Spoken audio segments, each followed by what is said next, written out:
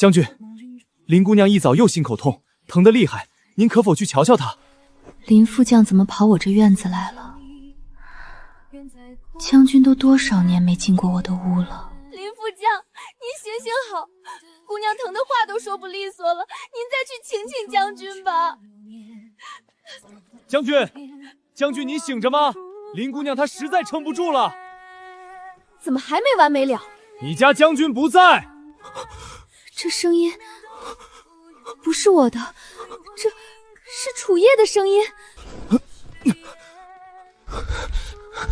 这是楚叶的脸，老天有眼，楚叶啊楚叶，从今天起，那些罪该你受了。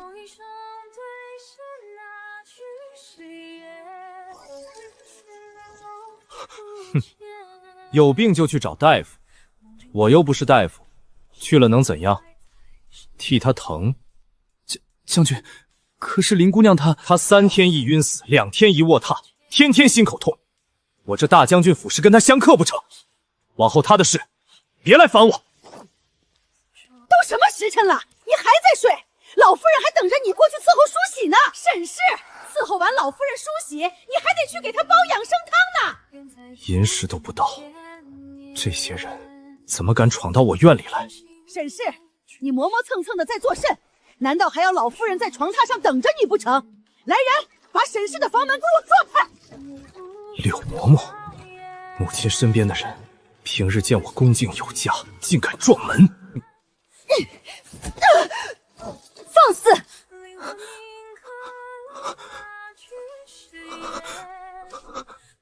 这声音是沈离的，我变成了沈离。沈氏，你敢踹我？我可是老夫人的人，信不信我这就去禀报老夫人，让将军休了你？你再说一遍。我再说多少遍都一样。你们沈家已经没落了，不是我们将军府收留你，你早跟着沈家一起去受罪了，还不滚起来，伺候老夫人梳洗去！伺候我更衣。沈氏，你傻了不成？平日里都是你自个儿梳洗穿衣，这会子装什么金贵？将军早已不再洗你，若非林姑娘身弱，将军能容你到今天？我的侍女呢？哟，这还做着梦呢！你身边那几个贱婢，一个得罪了林姑娘，被将军吩咐张副将杖毙了，死了都快1年了，你也不嫌瘆得慌，还敢提？杖毙？我从未吩咐过张副将杖毙阿离身边的人。还有一人呢，我的奶嬷嬷。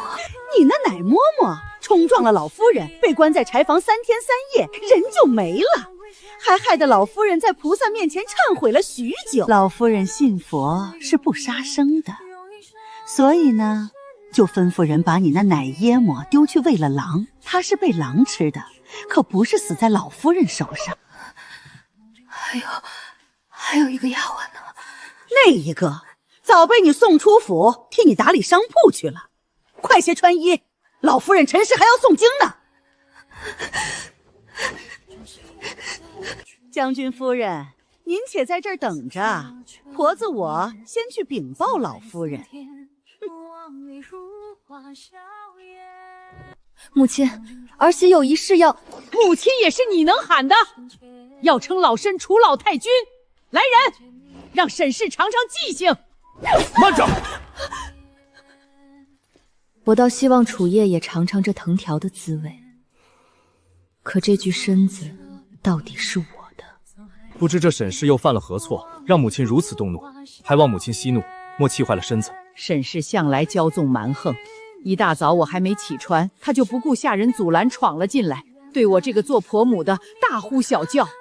沈氏，没想到你如此屡教不改，3番几次顶撞母亲。来人，请夫人去祠堂跪着。什么时候知错了，什么时候才能起来？我佛慈悲，沈氏性子执拗，一时半会儿定是不会认错的。跪得久了，恐坏了身子，不如就罚他个3天3夜。好，就依母亲所言，让沈氏跪个3天3夜。时辰不早了，我儿该去上早朝了。等让沈氏用了早膳，再罚他去跪祠堂。接下来才是重头戏。老太婆的好大儿，你好好受着吧。还愣着做甚？还不赶快滚过来伺候老身穿衣梳洗？是母亲。沈氏，今日你是怎么回事？难不成想要老身请你过来，看你像什么样子，大马阔步的，哪有世家夫人的样子？就不能学学林姑娘？是，我记下了。林柔柔的规矩礼仪不及沈离的1/1000，真要沈仙去学她，才叫贻笑四方。我定会让母亲转变对沈离的看法。叶哥哥，是要去上早朝吗？林姑娘，莫不是心口痛的毛病转移到眼睛上了？年纪轻轻的，眼睛就瞎了。叶哥哥，你怎么能这么说人家？人家只不过是关心你。就是这副惹人怜的模样。当年楚叶没少为了他对我恶语相向，甚至听信他，让张副将打杀了我的戴儿。人在做，天在看，你做了多少丧良心的事，你知，天知，还用我说吗？叶哥哥，你这是怎么了？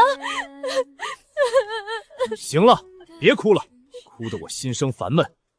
多学学你嫂子，什么叫世家贵女，什么叫当家主母，别净学那些小妾争宠的手段。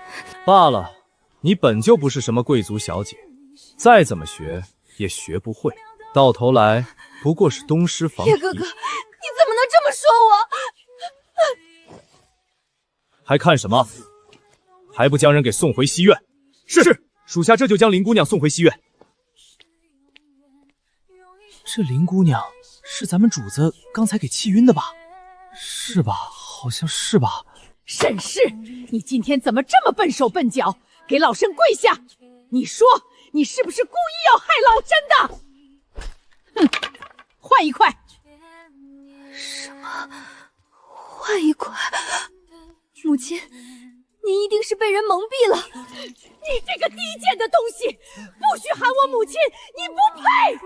你若还想好好待在这大将军府，就给我伏地做小，否则老身有的是法子把你赶出去。还愣着做甚？还不滚起来去给我煲汤！今日就喝老参炖鸡汤吧，火候要拿捏准了。母亲，您要老参炖鸡汤？是，还不滚去做！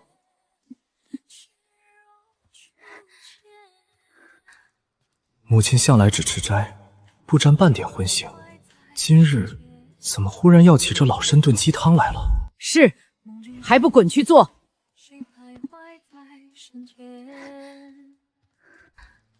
母亲向来只吃斋，不沾半点荤腥，今日怎么忽然要起这老参炖鸡汤来了？这些荤腥，母亲平日里也吃这些？太会吃了，这满厨房的荤腥，还是老夫人让夫人你置办的呢。母亲年纪大了，或许是该禁些荤腥补养身子。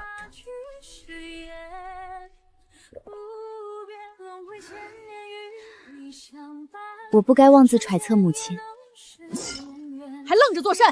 还不赶紧动手给老夫人煲汤！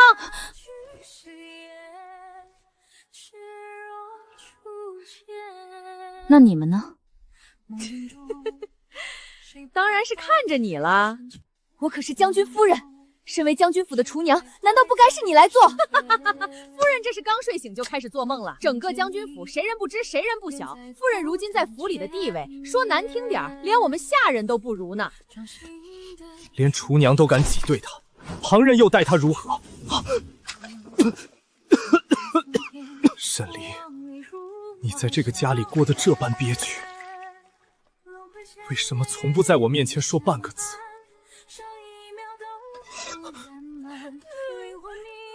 哭声，谁在里面哭？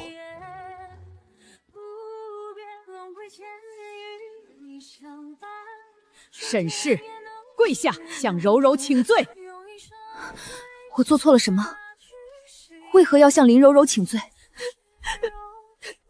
你还有脸问？你今早在前院说了什么？自己心里没数吗？把柔柔气得心口疼了一整日，还不跪下！母亲，我从来没有让张蜀将对阿离的人动过刑，这道命令到底是谁下的？林姑娘，可是我做错了什么？林姑娘，你也认为我该向你下跪吗？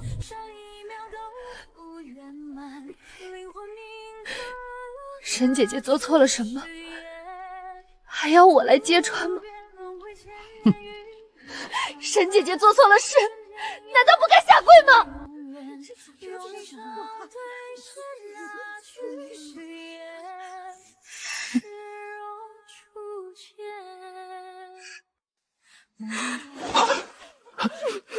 刚刚那个眼神，在我印象里，他向来知书达理、温柔娴静，从不与人计较。府里每次来禀，说的都是夫人又欺负林姑娘了。可真的是这样吗？叶哥哥，嫂嫂也不容易，她或许只是心直口快，并非有意为难我。我受点委屈没什么的，只要府上安宁便好。如此大度、心思细腻的林柔柔，今日为何如此咄咄逼人？除非是沈离做了什么天怒人怨的事，把她欺负狠了，一定是这样。兔子急了还咬人，更何况是人。平日里欺负了人死不悔改，连句道歉都没有，今天倒是知道认错了，跪着说句软话就完了。要不是柔柔大度，你以为这事儿就这么接过了？难得这是姐姐第一次认错，妹妹怎么会不原谅姐姐呢？毕竟妹妹比谁都希望能与姐姐好生相处。我就知道林柔柔心地良善，断不会为难于人。只要沈离肯试着了解她，就不会误会这么深了。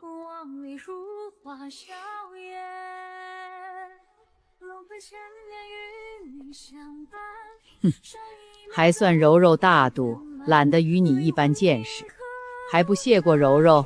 多谢林姑娘。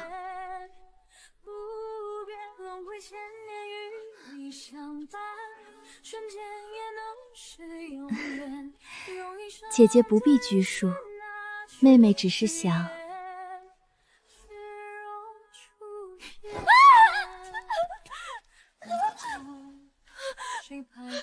姐姐，你为何要推柔柔？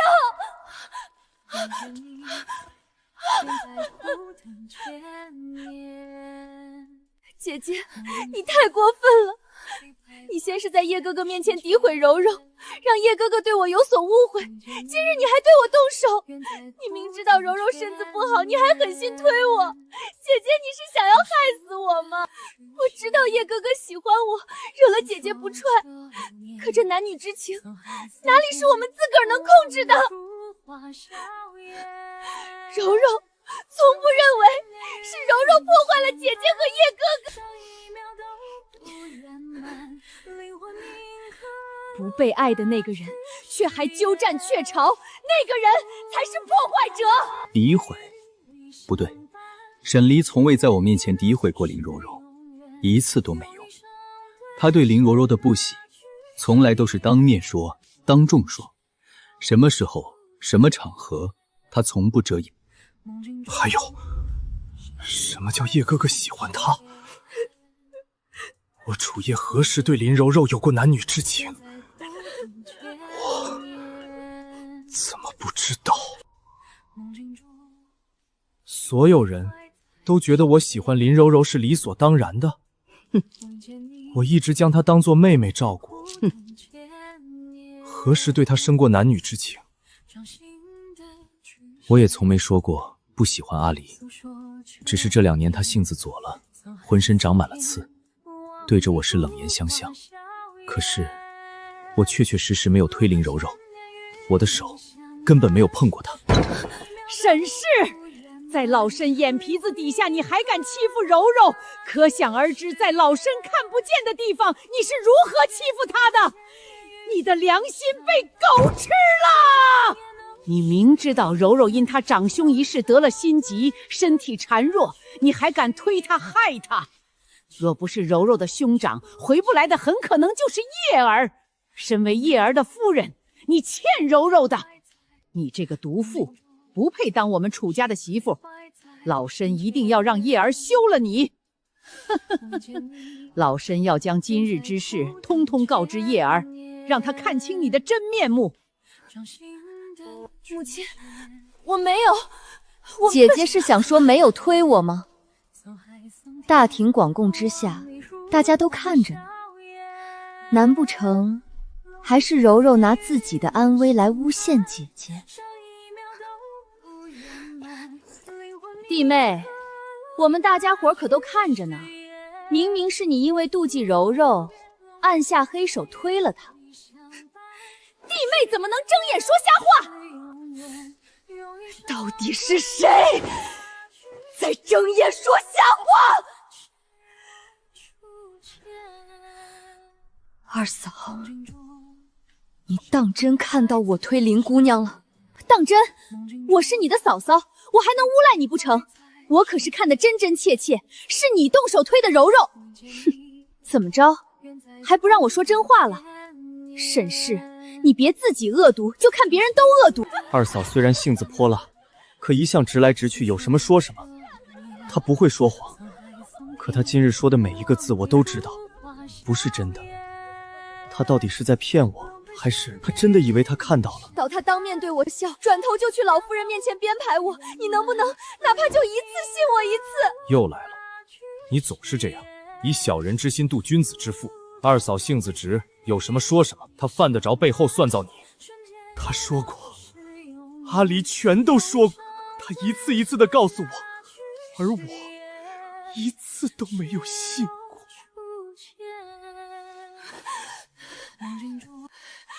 我没有。闭嘴！来人，将沈氏给我拉下去，早膳也别吃了，直接押去偏远祠堂跪着。没有人给我解释的机会。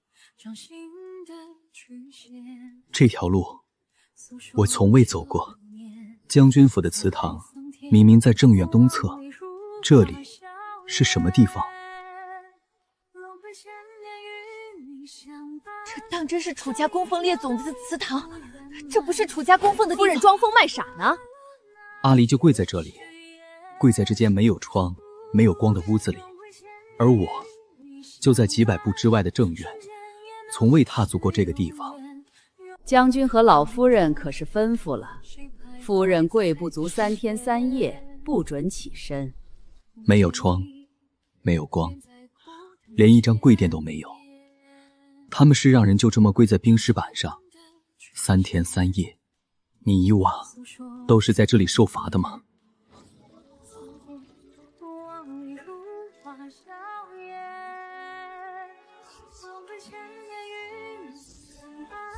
他来看我了。如何啊，将军？这一早上过得怎样？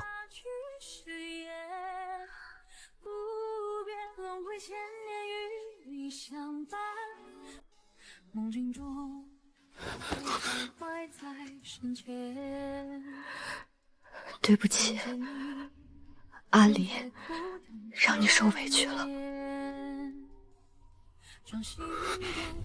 但是阿离，母亲她如此对你，并非故意的，是受了柳嬷嬷那刁奴的挑唆。你放心，在你我互换身体的期间，我一定会让母亲转变对你的看法。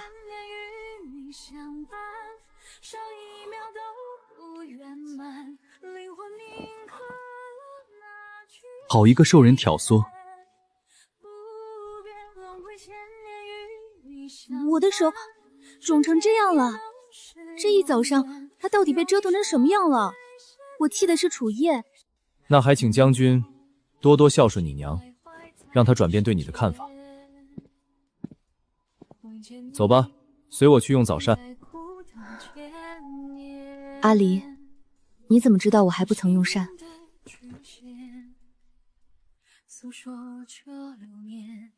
还有，你可知道这个祠堂供奉的是谁？因为我每日都不曾用上过热乎乎的早膳。我若告诉你，我身为大将军府的当家主母，却经常饿着肚子，你怕是不信吧？毕竟府上所有人的吃喝用度都是我一手操持着。你说可笑不可笑？至于这祠堂供奉的是谁，我不知道。不过有一点我可以告诉你，这个人一定与你娘有仇，因为你娘恨极了这个人。这无名牌位已经换了3块了，每一刻都是被你那位一心向佛的娘亲手摔碎。母亲一心向善，绝不会无缘无故对他人抱有恶意，其中一定有不为人知的隐情。牌位的事，我不信母亲会做出那样的事。将军夫人还在受罚，将军是要让夫人去哪儿？夫人她可还没跪够时辰，若是让老夫人知晓了，本将军的事还需要你一个下人来过问？她是府上的夫人，收起你那不敬的眼神，再有下次，直接滚出将军府！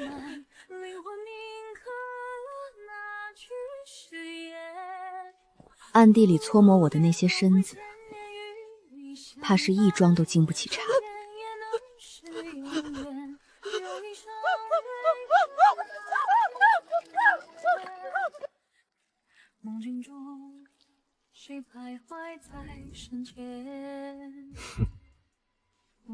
这是什么？是吃食。这个时辰，府上的下人早就用过膳了。不要说这是你要吃的。这方小院只有夫人一个人在，且只有夫人一人被罚，不曾用过早膳，所以这就是你们给夫人送来的早膳。她可是堂堂将军府的夫人，谁给你们的胆子如此折辱她？老奴该死，都是老奴猪油蒙了心，随意从厨房端来了膳食，没瞧仔细，还望将军恕罪。你当本将军真是个瞎的？哼，这馒头都长了绿毛了，你瞧不见？这粥都馊了。林柔柔身边的丫鬟，哼，这婆子以为搬出林柔柔就能脱身，搓磨我的那些手段，从来就不只是下人自作主张。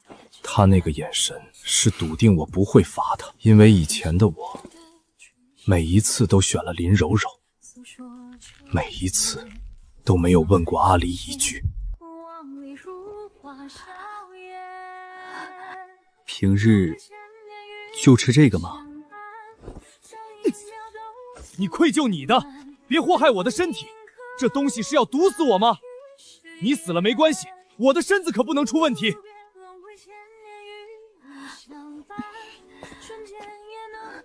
阿离，你方才说我推了柔柔，是这样吗？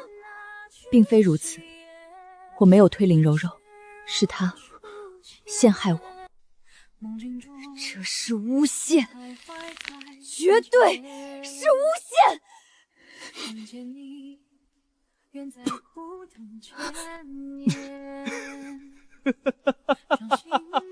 林柔柔果然没让我失望，第一天就给楚叶送了这么一份大礼。不过我可不会可怜她，明明没做过的事，偏偏被扣上屎盆子，这种滋味我尝了整整2年，如今换她来尝尝，什么叫有冤无处伸，什么叫打碎了牙往肚子里咽。沈氏，你太让我失望了。柔柔她一个孤女寄住在将军府，你为何就容不下的？你明知她身子弱，你何时变得这般狠毒了？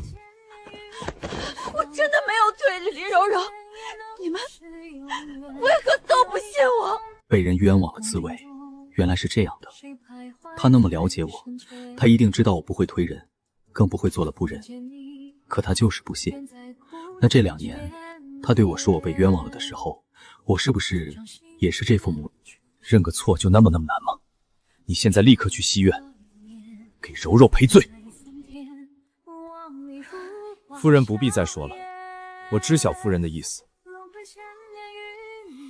但这发生过的事，已经再多说什么，都不能改变他已经造成伤害的事实。自去老夫人院中受罚，将你今日的所作所为，通通禀告给老夫人。晚会我自会去查看，敢阳奉阴违，我自会收拾你。还跪着作甚？碍眼，快滚！这个婆子，我记住了。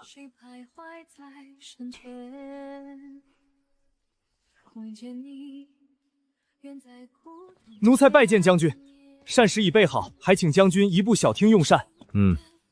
多备一副碗筷，夫人与一同用膳时。是，奴才这就去办。3荤3素，1汤1粥，各色点心，说不出的滋味。这些吃食的银子，可都出自我嫁妆铺子的收益。可享用他们的，从来不是我，而是这将军府上的牛鬼蛇神。若非还要替父兄洗刷冤屈，我早与楚烨和离了。好在如今我就是楚烨，将军的权柄在手，早日救出父兄，早日脱离这个狼窝虎穴。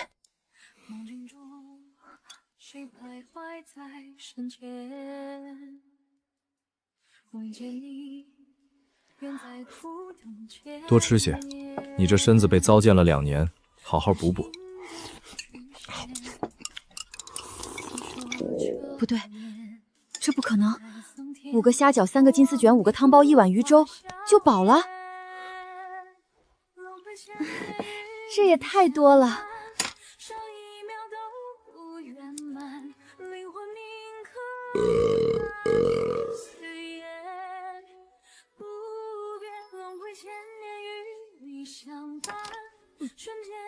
失礼了，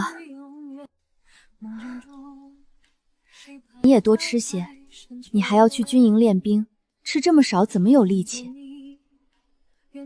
快吃啊，别愣着，这些也就是你平日里1顿的量而已。不行了，是真吃不下了。夫人你也多吃些，补补身子，别撂筷子，你身子太虚了。乖，吃完。今儿个太阳打西边出来了，这还是咱们将军和夫人，可不是吗？往日里每回碰面，不是摔碗就是甩脸，何时见过这般光景？将军，夫人，我为你。是吧？不是吧？他们何时？嘘，呸！什么话？那叫旧情复燃。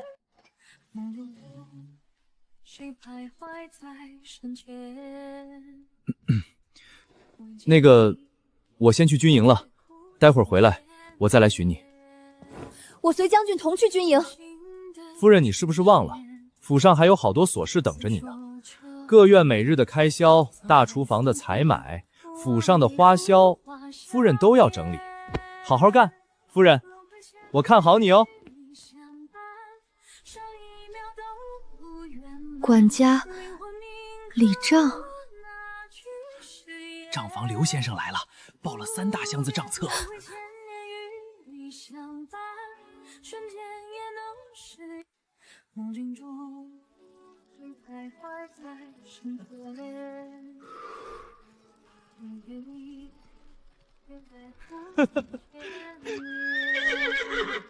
驾！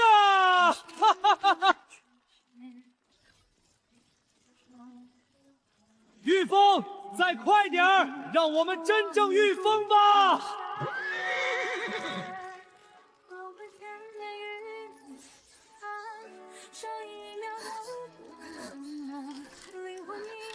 各院月例厨房采买。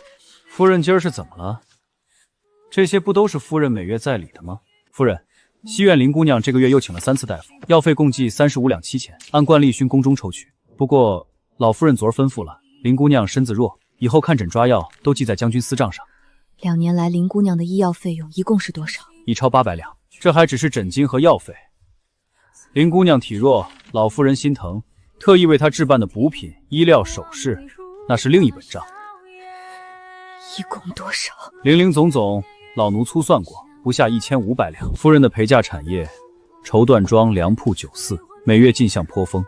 只是自打沈家出事后，这些收益便悉数归入了府中公账。府上各院的吃穿用度、人情打点、林姑娘的花销，用的都是夫人嫁妆铺子的银钱。那夫人的月例呢？按老夫人的意思，夫人吃穿用度皆在府中，无需额外银钱。夫人或许不记得了，去年春天奴婢的娘亲病重，府里不许告假，是悄悄给了奴婢5两银子，还帮奴婢请了安详。这府里的人都势利，但奴婢记得夫人的恩情。府里还有多少人受过夫人的恩惠？不少，但这些事老夫人都不让提。老夫人说，夫人是收买人心，图谋不轨。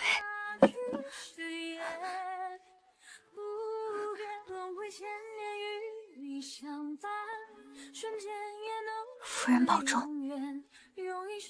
还有件事，奴婢不知该不该说。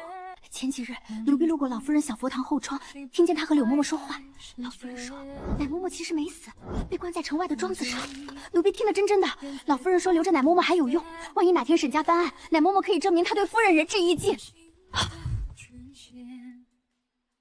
诉说这流年，沧海桑田，望你如花笑颜。好啊，敢偷吃！看来罚的还是太轻了。既然夫人不守规矩，那就再加罚1天。老奴这就去禀报老夫人。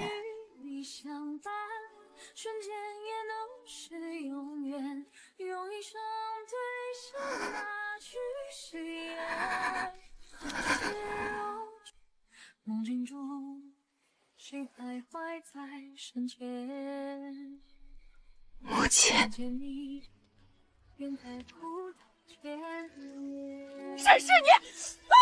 沈氏你！诉说这年，沧海桑田，望你夫人，她不是在祠堂罚跪吗？别说，你看她的眼神。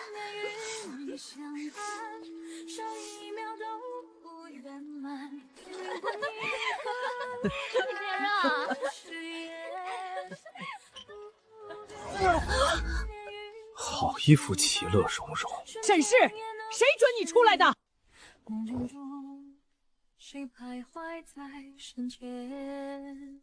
母亲，奶嬷嬷在哪里？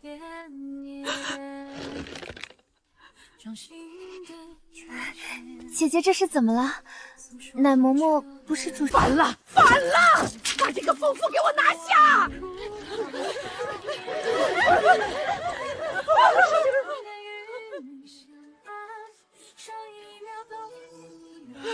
怕人知道您根本不信佛。小佛堂暗阁里藏着的那些账本，记着您这些年克扣军中用放印子钱的勾当。母亲，您说是不是？还怕人知道您对林柔柔百般纵容，并非出于慈爱，是因为她手里攥着您当年毒害公公宠妾的证据。对了，从今日起，我不会再踏足这个院子半步。母亲的晨昏定谢，儿媳恕难从命。毕竟，一个疯妇。将军，府中急报，夫人闯入老夫人院中，与老夫人起了争执。如今夫人被禁足在自己院中，老夫人气晕了，已请了大夫。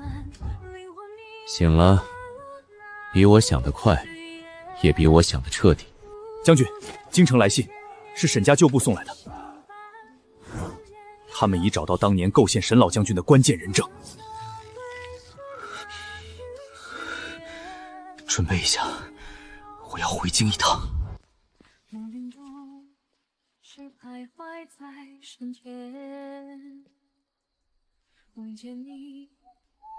回来了。翻案的关键人证找到了，我需要回京一趟。需要我做什么？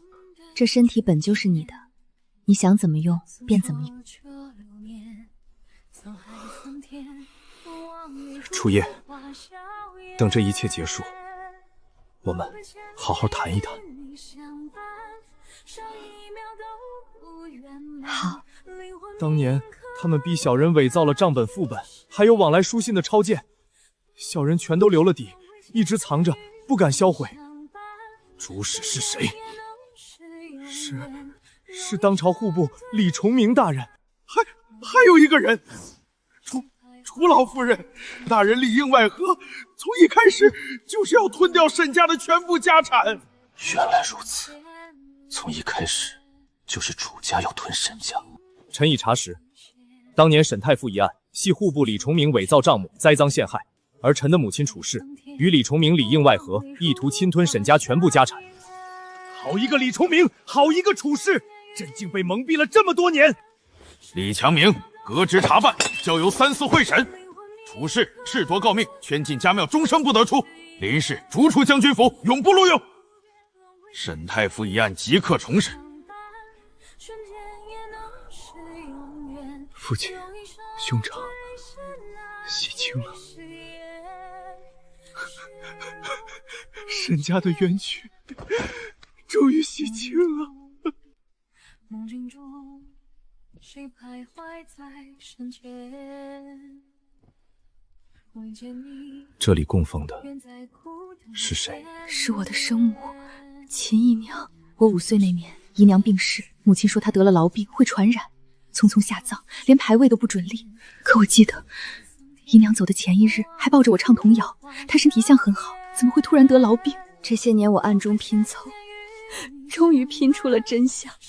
我把杀母仇人当成至亲孝敬，把她的每一句教诲奉为圭臬。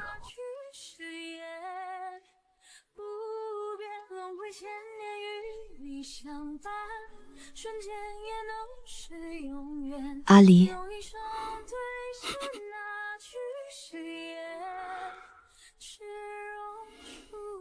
我们换回来吧。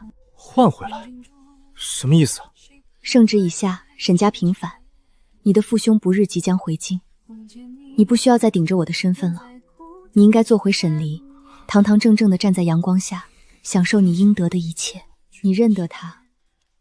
成婚那日，你送给我的定情信物，你当时说玉佩里藏着一颗沈家祖传的秘药，名唤同心，若夫妻离心，服之可忆往昔情分。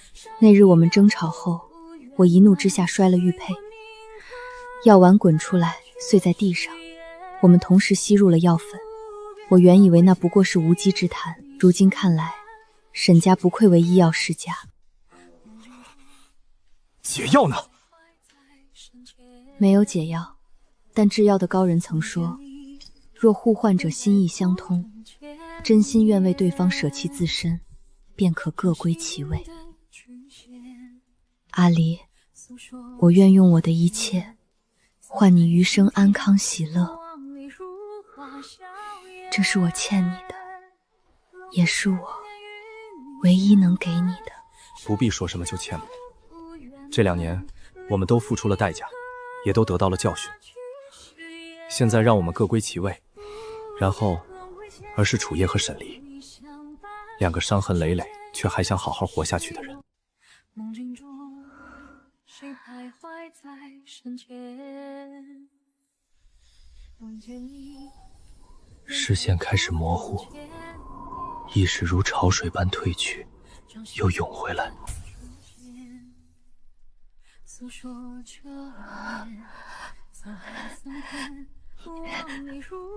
回来了，回来了。小姐，将军来了。请他去花厅稍后。沈小姐，听闻沈太傅今日回京，特来道贺。将军有心了，请坐。父亲和兄长还需1个时辰才到，将军若不介意，可愿陪我对弈一局？求之不得。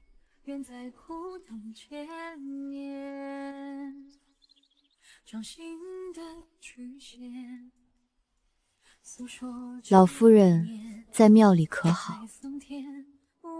日日抄经，吃斋念佛，这一回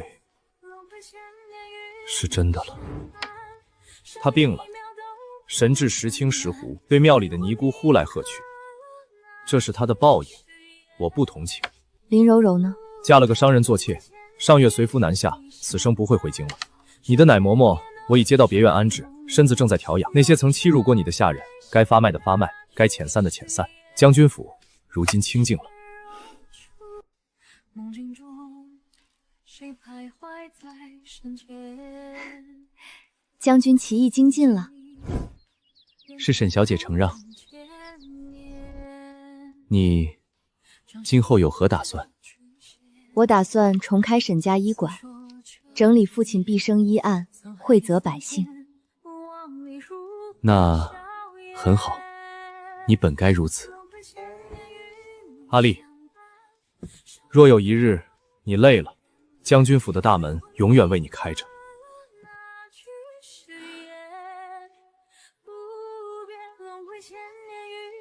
不是结束，是开始。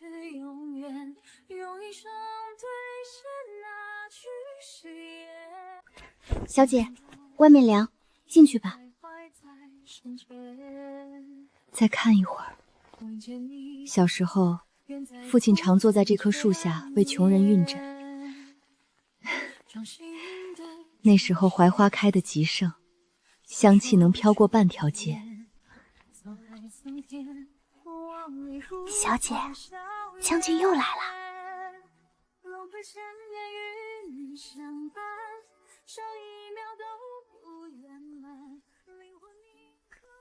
这已经是第5日了，他不进门就远远地坐着，有时半个时辰，有时一整个下午。问他，他只说路过。将军府在城东，医馆在城南，这条路他倒是路过的颇有诚意。沈家医馆重开，是咱们百姓的福气呀。老人家慢用，小心烫。有些事急不得。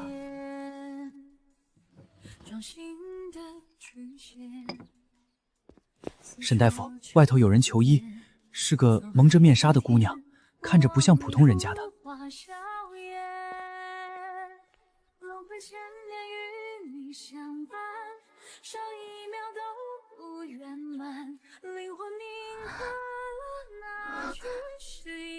姑娘哪里不是？林柔柔，沈姐姐，我不知道还能找谁。2年前，她用一张柔弱的脸逼我跪在正堂，如今她坐在我面前，用同样一张脸向我求救。我看着那片伤痕，很久没有说话。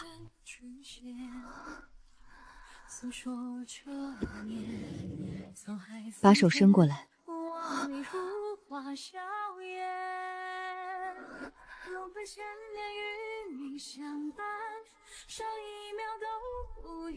脉象沉涩弦紧，气血于志，肝郁气结。不只是外伤，还有中毒的痕迹。你被下药了，慢性毒，不会要命，但会让你虚弱易病，时间久了再难有孕。他怎么能？我为他做了那么多，我为他陷害沈姐姐，我把自己变成了最不堪的人。我没有安慰他，有些伤不是一句没事能抹平的，我比谁都清楚。这药能解你体内的毒，但需连服3个月，每10日来复诊一次。你自己来。沈姐姐，你不恨我吗？恨过，但恨你太累了。我已经浪费了太多时间去恨不值得的人。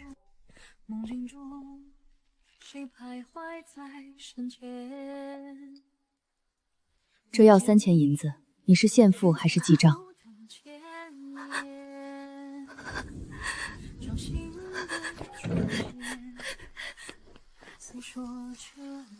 ？3连银子，不多不少。从今往后，他是我的病人，仅此而已。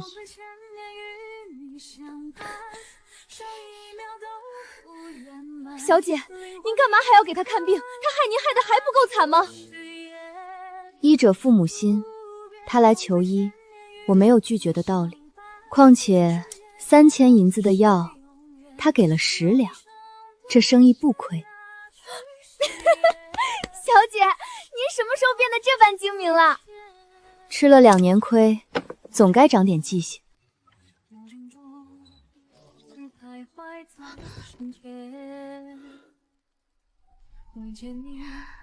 他终于肯下车了。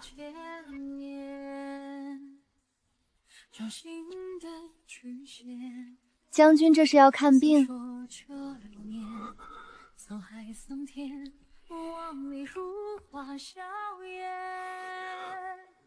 我还没用晚膳。将军府没厨子了吗？有，但他们做的没有你做的好吃。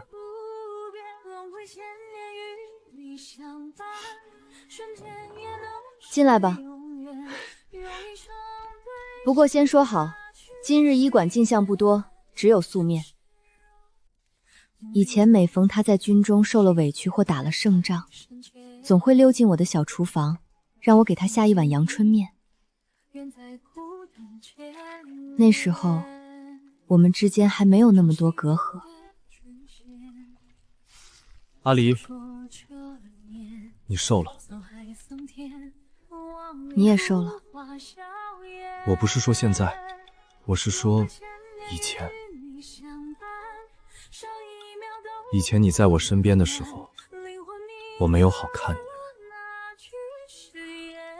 等想看了，你已经不在了。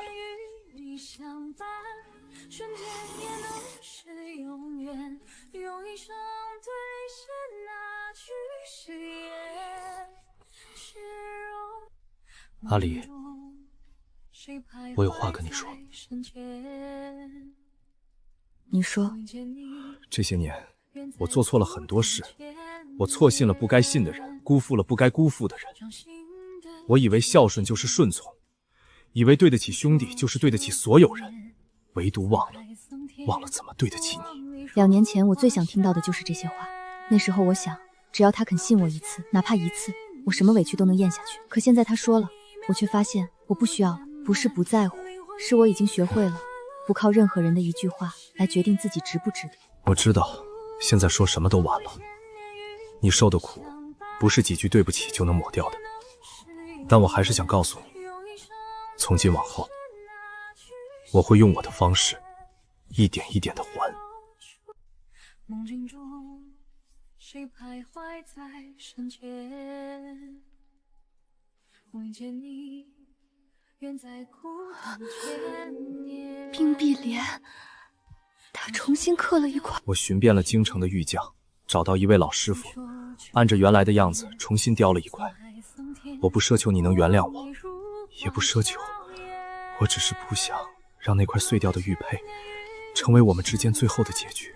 碎掉的东西重新刻一块，纹路可以一样，分量可以一样，可它终究不是原来那一块了。但或许也不需要是原来那一块。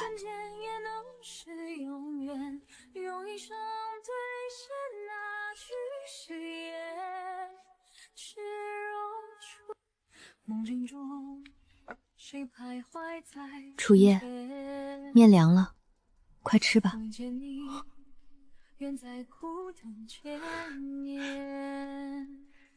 有些话不必说透，他懂，却始终没有收回去。我也懂。那个温润如玉的太傅大人，2年而已，他老了不止10岁。爹，回来了。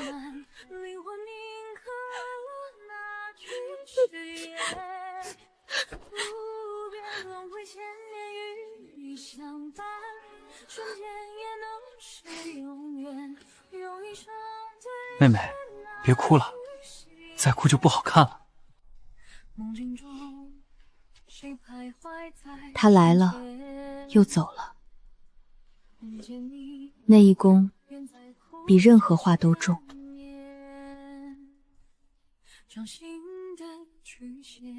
这孩子瘦了不少。爹不恨他吗？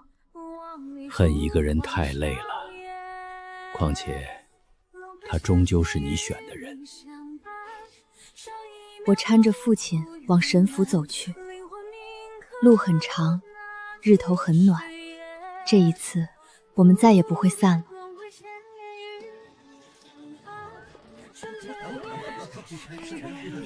神府谢客，若为看病，请去医馆；若为攀附，免开尊阁。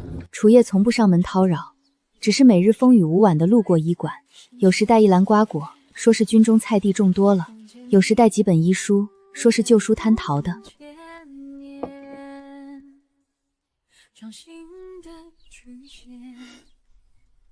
军中的菜地倒是颇为高产，旧书摊上的医书也恰好全是我用得上的。小姐，将军他又来了，天天来，天天来，也不进门，就跟个木桩子似的杵在那儿。唉，这是笨人追妻啊，笨得可怜。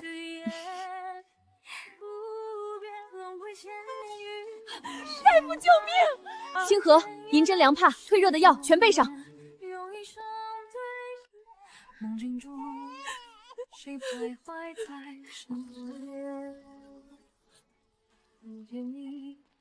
需要帮忙吗？按住孩子的手脚，别让他乱动。疾风功凶险至极，施针时一丝一毫都不能偏。他的手很稳，比我预想的还要稳。多谢大夫，多谢这位爷，大恩大德。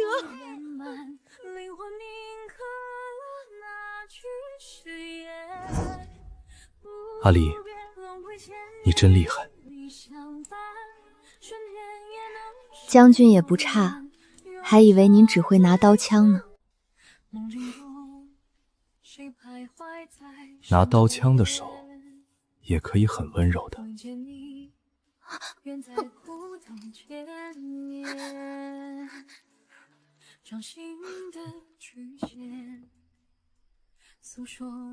阿离，我有件事想请你帮忙。什么事？队伍里不少穿统一制服的男性，战场上落了旧伤，反复发作，随行医官束手无策。你能不能去营地看看？你以前不是最忌讳女人进这个地方吗？以前是以前，现在是现在。况且你是大夫，不是女人。好，我答应你。不过诊金不能少。放心，亏不了沈大夫。这是我第一次以大夫的身份踏进军营，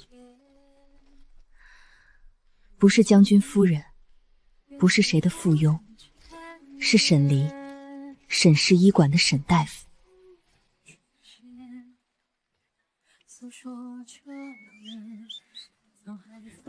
让他们闹吧，等见识了我的本事，自然会闭嘴。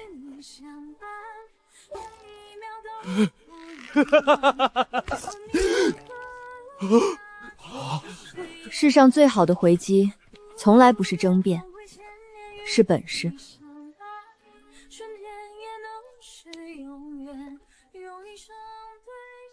术业有专攻，我不过是擅长接骨罢了。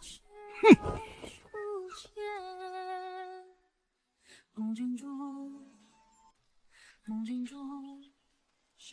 将军，沈大夫，不好了！城外山匪作乱，伤了10几个百姓，正在往这边送，至少10几个，有几个伤得很重，怕是救不回来了。走不了了，也不打算走。叫人烧热水，备干净布条。我药箱里的金疮药全部拿出来，还有止血散一并备上。张副将，腾出3顶营帐，烧水备布，所有军医即刻集合待命。累坏了，我送你回去。不用，他的胸膛很宽，很暖，心跳声很急很快，比他的表情慌乱得多。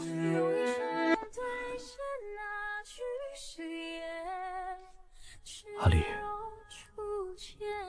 让我送你回去，好不好？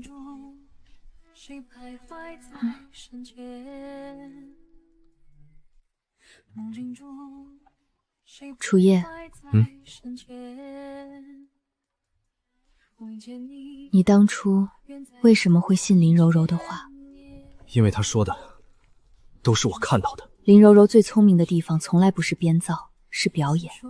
她只需要在她面前演出来，她便会以为那就是真相。我是一个很笨的人，阿离，我不擅长分辨真假，只相信自己看到的、听到的。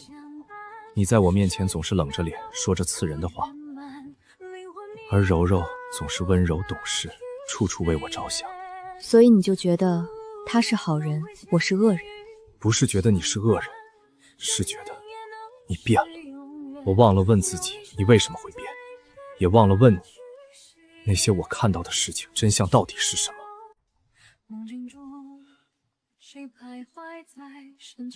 因为你不信我。对，因为我不信你。